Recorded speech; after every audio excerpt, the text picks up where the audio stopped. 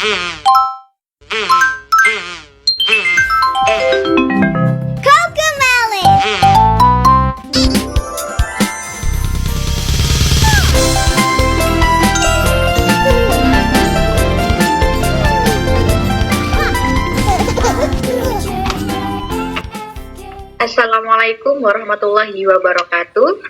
Waalaikumsalam warahmatullahi Waalaikumsalam wabarakatuh. warahmatullahi wabarakatuh. Selamat pagi semuanya. Yang terhormat Ibu Ratna Sari Dwi Adi Chandra selaku dosen kita pada perkuliahan hari ini, dan teman-temanku mahasiswa kelas E5 yang saya cintai. Saya Dewi Diranda selaku moderator. Saya bersama dengan rekan saya yaitu kelompok 1. Di sini kami akan mempresentasikan materi tentang bab 2, yaitu tentang materi bermain dalam kuliah, bermain dan permainan anak usia dini yang diampu oleh Ibu dosen Ibu Chandra. Baik, langsung saja kita buka presentasi hari ini dengan bacaan basmalah. Bismillahirrohmanirrohim. Nah, baik, apa itu ya bermain? Mungkin masih banyak yang belum tahu ya. Tapi pasti dari teman-teman semua sudah tidak asing lagi kan ya dengan kata ini. Apalagi teman-teman semua sekarang atau nantinya akan melakukan kegiatan-kegiatan bersama anak usia dini. Jadi kata bermain ini pasti tidak akan pernah ketinggalan atau terlupakan tentunya. Nah, daripada penasaran apa itu sih bermain? Baik, langsung saja untuk materi tentang bermain akan disampaikan oleh pemateri kita yaitu Mbak Sofil. Untuk Mbak Sofil, waktu dan tempatnya saya persilahkan. Baik, di sini saya akan mempresentasikan tentang pengertian bermain. Bermain merupakan hak asasi manusia bagi anak-anak yang merupakan nilai fundamental dan esensial di masa kanak-kanak. Kegiatan bermain pada anak usia dini sangat penting dalam mengembangkan kepribadiannya.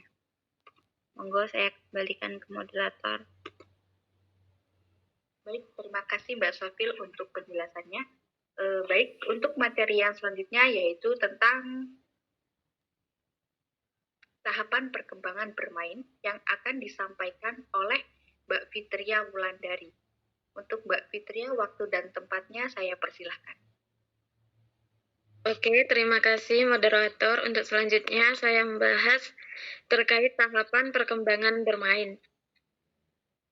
Di tahapan perkembangan bermain, yaitu permainan sensorik motorik atau sensori motor, kemudian yaitu permainan simbolik atau membangun kepercayaan. Dan yang ketiga adalah permainan sosial dengan aturan atau social play games with rules. Kemudian yang keempat adalah permainan dengan peraturan dan olahraga. Kemudian yang mana partner itu membagi menjadi atau uncoupled play. Yang kedua adalah permainan tim tunggal atau solitary play. Kemudian yang ketiga adalah permainan eksplorasi atau onlooker play. Kemudian yang keempat adalah permainan paralel. Kemudian selanjutnya adalah associative play.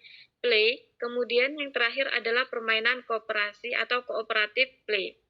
Kemudian yang ketiga adalah tahapan permainan menurut Harlock, yang mana Harlock itu membagi permainan menjadi tahapan penjelajahan atau exploratory stage, yang mana merupakan kegiatan mempelajari suatu benda atau orang lain atau berusaha meraih atau menggenggam benda-benda yang ada di sekitarnya. Kemudian adalah tahapan mainan atau joystick. Kemudian yang ketiga adalah tahapan bermain atau play stage. Kemudian yang terakhir adalah tahap melamun atau daydream stage. Moderator, menurut saya itu saja dari saya. Kurang lebihnya mohon maaf. Untuk selanjutnya saya kembalikan kepada moderator. Baik, terima kasih Mbak Fitria atas penjelasannya.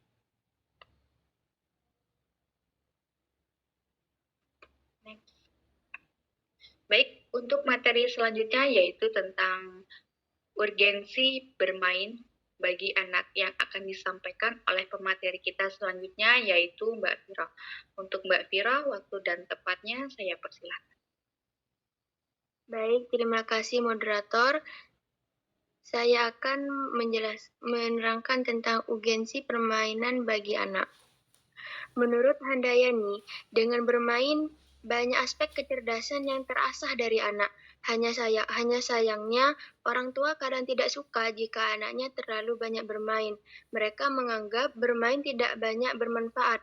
Bahkan kadang-kadang orang tua komplain dengan pihak sekolah ketika mereka mengetahui bahwa di sekolah anak-anak hanya bermain, yang seharusnya diajarkan tentang membaca, menulis, dan berhitung. Pada sesungguhnya, masa prasekolah adalah masa bermain, maka tepat jika pembelajaran di PAUD dilakukan dengan bermain sambil belajar dan belajar seraya bermain. Jadi bermain itu penting bagi anak, karena bermain merupakan bagian sangat penting dari proses tumbuh kembang anak. Melalui kegiatan bermain, anak akan belajar berbagai hal tentang kehidupan sehari-hari. Anak akan mendapatkan pengalaman yang berkaitan dengan lingkungannya, baik lingkungan sosial budaya, lingkungan sosial ekonomi, maupun lingkungan fisik atau alam yang sangat berguna untuk meningkatkan kemampuan berbahasa, berpikir, bersikap, bergaul, berkarya, dan sebagainya. Dalam permainan, anak mencurahkan perhatian, perasaan, dan pikiran pada proses bermain, serta sifat dan bentuk alat permainannya. Dengan demikian, anak-anak akan belajar mengenal dan menjajaki lingkungannya. Baik, saya kembalikan kepada moderator. Baik, terima kasih kepada Mbak Viro untuk penjelasan.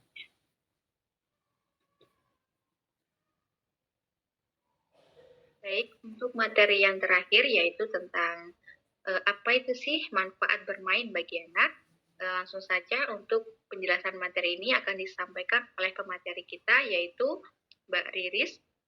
Untuk Mbak Riris, waktu dan tepatnya saya persilahkan. Baik, terima kasih kepada moderator. Di sini saya akan menjelaskan tentang manfaat bermain bagi anak. Apa sih manfaat bermain bagi anak? Yaitu satu, bermain yang melibatkan fisik seperti berlari, meloncat, menendang, yaitu manfaatnya untuk menguatkan dan menterampilkan anggota badan anak. Kedua, bermain yang melibatkan indera atau pikiran seperti menggunakan alat-alat bermain yang mengeluarkan perasaan seperti menggambar dan bermain musik atau mendengarkan aba-aba, memberikan peluang pada anak untuk belajar tentang pengertian baru, sifat-sifat dan bentuk barang tertentu. Dan yang ketiga, bermain balok, yaitu membentuk lilin atau tanah liat, menggambar, dan sebagainya dapat mendorong kreativitas anak. Bermain dapat membantu mengembangkan kepribadian seperti bertanggung jawab, bekerja sama, mematuhi peraturan, dan sebagainya. Bermain dapat membantu anak mengenal dirinya dengan baik berkaitan dengan kelemahan dan kekurangannya maupun kelebihannya. Bermain bersama anggota keluarga dapat mengakrabkan hubungan antara anak dengan anggota keluarga yang lain. Menurut Blay, merupakan istilah yang digunakan secara bebas, sehingga makna esensinya menjadi hilang. Artinya dalam setiap kegiatan bermain dilakukan untuk kesenangan, tanpa memperhatikan hasil akhirnya. Bermain dilakukan secara sukarela dan tidak ada paksaan atau tekanan dari luar atau kewajiban pada setiap anak, terutama anak usia dini. Bermain untuk belajar. Memang dunia anak adalah bermain. Terima kasih. Kembalikan kepada moderator. Baik, terima kasih untuk Mbak Riris atas penjelasan. Baik, dari penjelasan-penjelasan pemateri dapat disimpulkan bahwa berdasarkan beberapa pendapat ahli, dapat disimpulkan bahwa bermain adalah suatu kegiatan simulasi yang dilakukan dengan atau tanpa menggunakan alat bermain agar anak dapat mengungkapkan harapan-harapan pribadinya dan konflik-konflik yang ditimbulkannya. Oleh karena itu, kegiatan bermain ini mempunyai satu tujuan, yaitu agar anak dapat melepaskan diri dari segala perasaan negatif seperti pengalaman tidak menyenangkan atau traumatik dan harapan-harapan yang tidak dapat diwujudkan pada saat bermain sebenarnya, hingga muncul perasaan senang dan lega. Inilah tujuan dari dasar anak ketika bermain, ketika ia belum mempunyai tujuan. Bermain itu penting bagi anak, karena bermain merupakan bagian sangat penting dari proses tumbuh kembang anak. Melalui kegiatan bermain, anak akan belajar berbagai hal tentang kehidupan sehari-hari.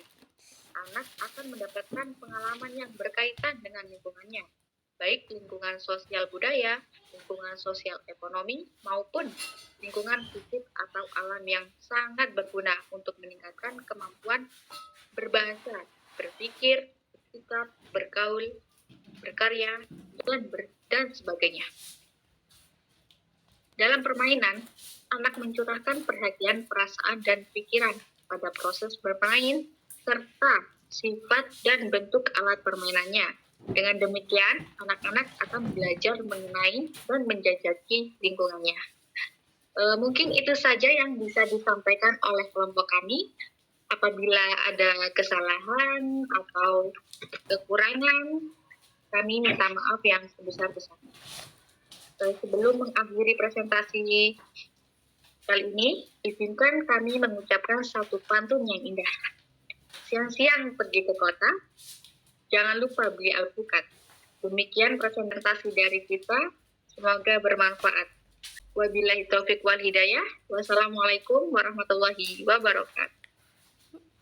Waalaikumsalam Waalaikumsalam warahmatullahi wabarakatuh.